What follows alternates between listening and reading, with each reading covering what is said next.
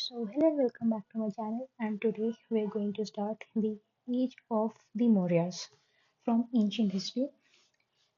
Chandragupta Maurya, the Maurya dynasty, was founded by Chandragupta Maurya, who seems to have belonged to some ordinary family. According to Brahmanical tradition, he was born of Mura, a Sudra woman in the court of the Nandas. But an earlier Buddhist tradition speaks of the existence of a Kshatriya clan called Mauryas living in the region of Gorakhpur adjoining the Nepalese Terai. In all likelihood, Chandragupta was a member of this clan. He took advantage of the growing weakness and unpopularity of the Nandas in the last days of their rule. With the help of Chanakya, who is known as Kautilya, he overthrew the Nandas and established the rule of the Maurya dynasty.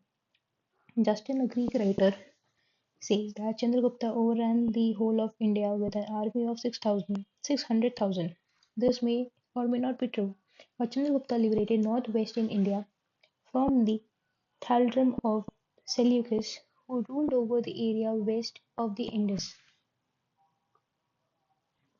In the war with the great viceroy, Chandragupta seems to have come out victorious. Eventually, peace was concluded between the two, and in return for 500 elephants, Seleucus gave him eastern Afghanistan, Balochistan, and the area west of Indus. Chandragupta thus built up a vast empire which included not only Bihar and good portions of Odisha and Bengal, but also western and northwestern India and the Deccan, leaving Kerala, Tamil Nadu, and other parts of northeastern India. The Mauryas ruled over the whole of the subcontinent. In the northwest, they held sway over certain areas which were not included even in the British Empire. Imperial organization. The Mauryas organized a very elaborate system of administration. We know about it from the account of Megasthenes and the Arthashastra of Kautilya. Megasthenes was a Greek ambassador sent by Seleucus to the court of Chandragupta Maurya. He lived in the Maurya capital of Patliputra and wrote an account not only of the administration of the city of Patliputra but also of the Maurya Empire as a whole. So I've read medieval history for a lot of times, so just the word Mughal comes out like by itself.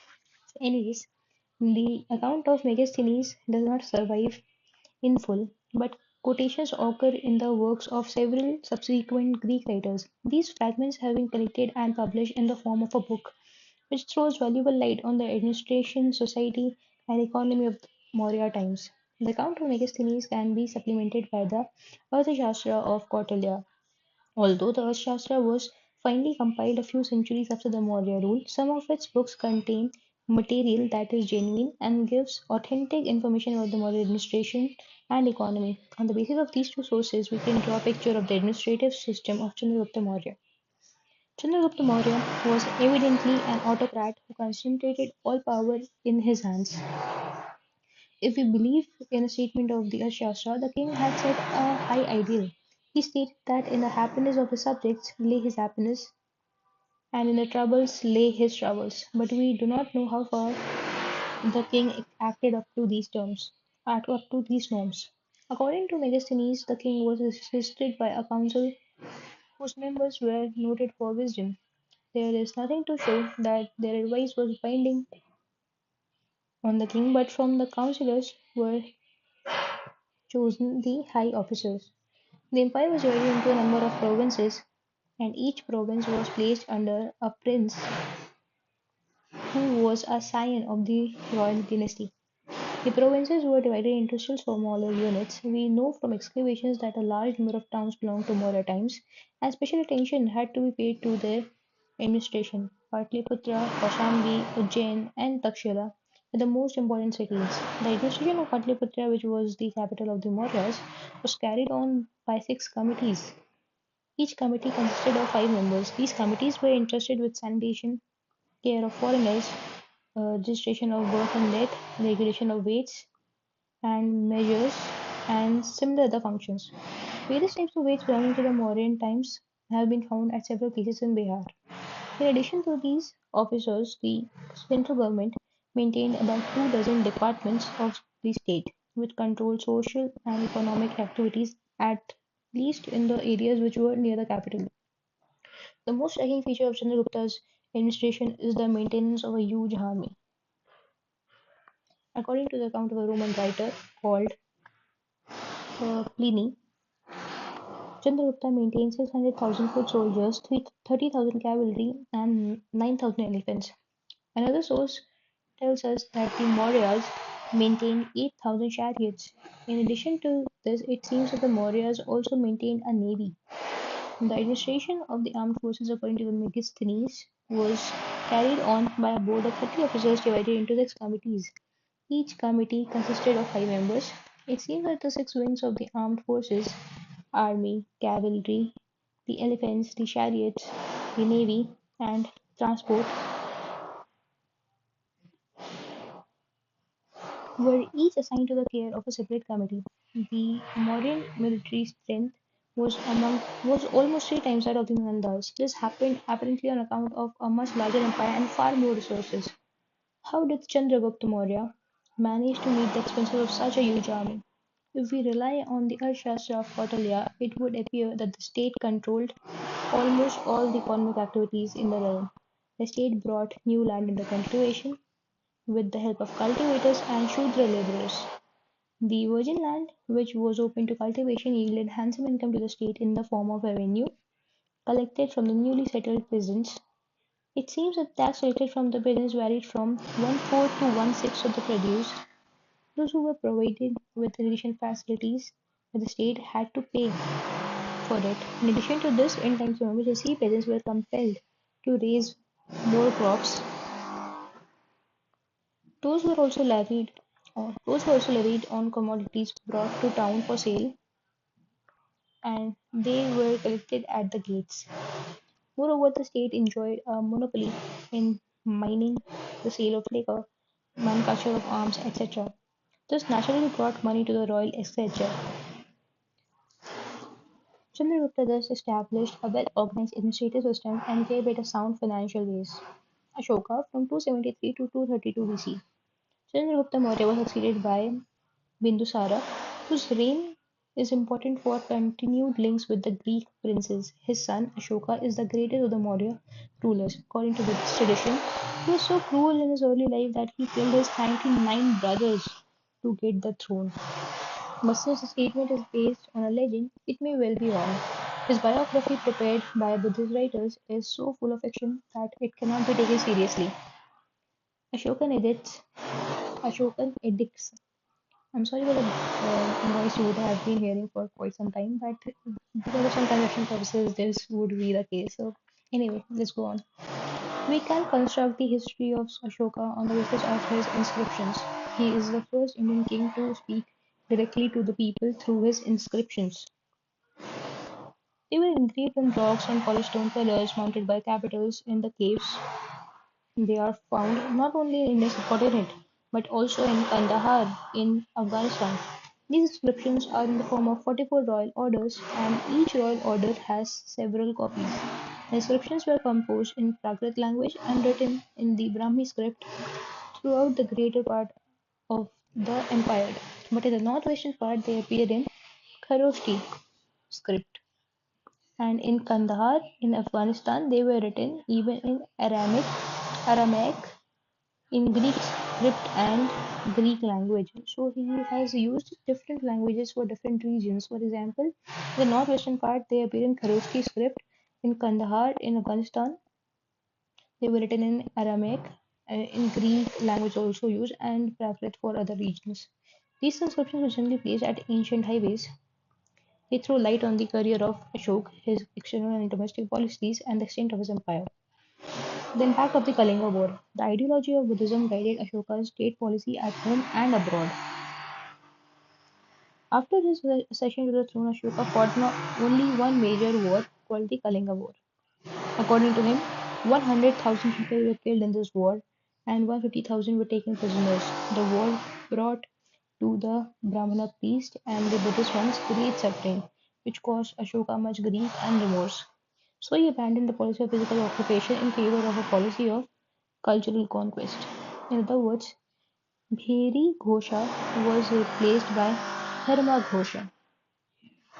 So there was a change in Ashoka's policy after the war of Kalinga because of the subsequent grief and remorse he felt, and thereby he abandoned the policy of physical occupation and instead he adopted the policy of cultural conquest, which is referred to as the Dhamma Ghosha. So he switched to Dhamma Ghosha from Bheri Ghosha.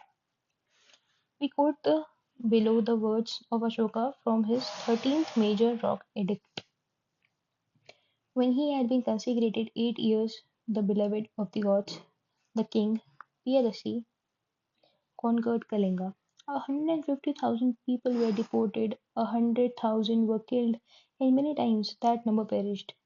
Afterwards, now that Kalinga was annexed, the beloved of the gods very earnestly practiced dharma, desired dharma, and taught dharma. On conquering Kalinga, the beloved of the gods felt remorse for when independent countries conquered the slaughter, death, and deportation of the people is extremely grievous to the beloved of the gods and weighs heavily on his mind. What is even more deplorable to the beloved of the gods is that those who dwell there, whether Brahmanas, Shramanas, or those of other sects or householders who show obedience to their teachers and behave well and devotedly towards their friends, acquaintances, colleagues, relatives, slaves, and servants, all suffer violence, murder, and separation from their loved ones.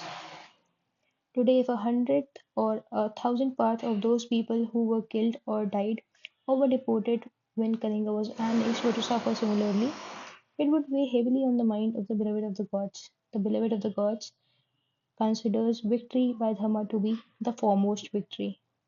So, Piyadasi or the beloved of the gods was a term used for Ashoka. Ashoka now made an ideological appeal towards the tribal people and the frontier kingdoms. The subjects of the independent states in Kalinga were asked to obey the king as their father and to repose confidence in him. The officials appointed by Ashoka were instructed to propagate his ideas among all sections of his subjects.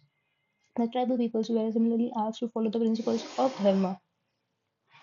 Ashoka no longer treated foreign dominions as legitimate areas for military conquest. He tried to conquer them ideologically. He took steps for the welfare of men and animals in foreign lands, which was a new thing considering the condition of those days. He sent ambassadors of peace to the Greek kingdoms in Western Asia and Greece. So, in the previous page or this one, we see the empire of Ashoka. There's a map of for the empire of Ashoka, a slightly distorted one. So, please have a look at it in another copy of old NCRT you would find. All this can be said on the basis of Ashoka's inscriptions. If we rely on the Buddhist tradition, it would appear that he sent missionaries for the propagation of Buddhism to Sri Lanka and Central Asia. As an enlightened ruler, Ashoka tried to enlarge his area of political influence through propaganda. It would be wrong to think that the Kalinga War made Ashoka an extreme pacifist. He did not pursue the policy of peace for the sake of peace under all conditions. On the other hand, he adopted a practical policy of consolidating his empire. He retained Kalinga after its conquest and incorporated it into his empire. There is also nothing to show that he disbanded the huge army maintained from the time of Chandragupta Maurya. Although he repeatedly asked the tribal people to follow the policy of Dharma, he threatened them if they violated the established rules of social order and righteousness within the empire. He appointed a class of officers known as the Rajukas, who were vested with the authority of not only rewarding people but also punishing them wherever necessary. So Rajukas were the one who were vested with authority of either rewarding or punishing people, whatever was necessary. The policy of Ashoka to consolidate the empire through dharma bore fruit. Kandhar inscription speaks of the success of his policy with the hunters and fishermen who gave up killing animals and possibly took to settled agricultural life. So his inscriptions or his policy did bore fruits, and we could see it from the Kanda inscriptions where the fishermen actually gave up killing animals and eventually settled for an agricultural life. Internal policy and Buddhism.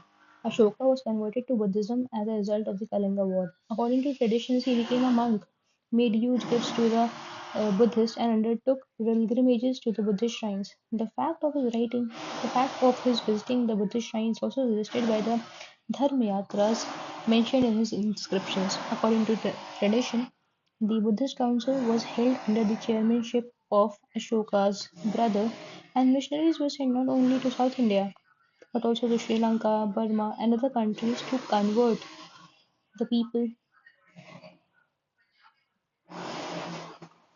there. Brahmi inscriptions of the second and first centuries BC have been found in Sri Lanka. So Brahmi inscriptions have been found in Sri Lanka, and Ashoka followed a policy of trying to convert the people uh, in the areas where he have sent missionaries to Buddhism.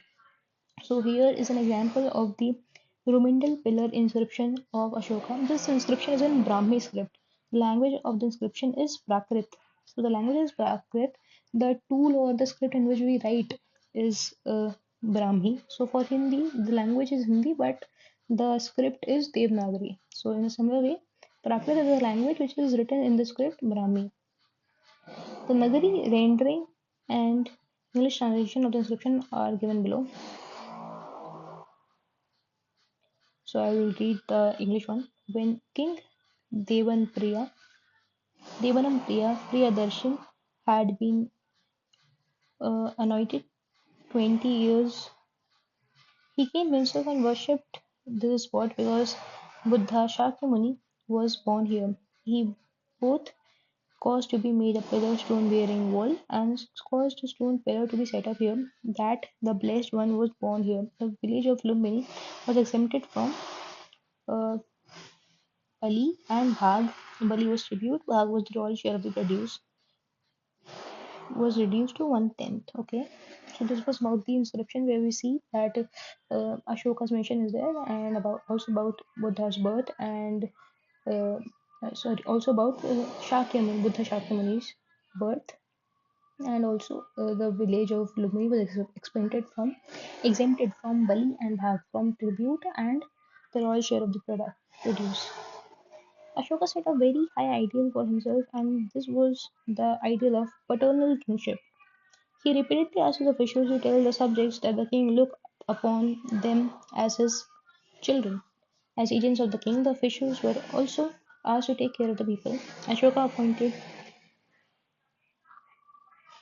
Dharma Mahamantras, Dharma Mahamantras, Dharma Mahamantras for propagating Dharma among various social groups and including women. He also appointed Rajukas for the administration of justice in his empire. So Rajukas, as we have read earlier, were responsible for the administration of justice in his empire.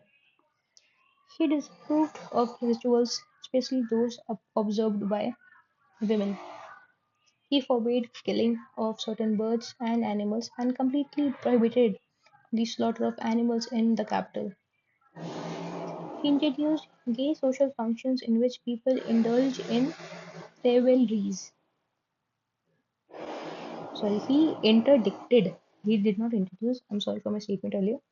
He interdicted gay social functions in which people indulge in revelries. But Ashoka's dharma was not a narrow dharma. It cannot be regarded as a sectarian faith. Its broad objective was to preserve the social order. It ordained that people should obey their parents, pay respect to the Brahmanas and Buddhist monks, and show mercy to slaves and servants. These instructions can be found in both Buddhist and Brahmanical faiths. Ashoka taught people to live and let live. He emphasized compassion towards animals and proper behavior towards relatives. His teachings were meant to strengthen the institution of family and the existing social classes. He held that if the people behaved well, they would attain heaven.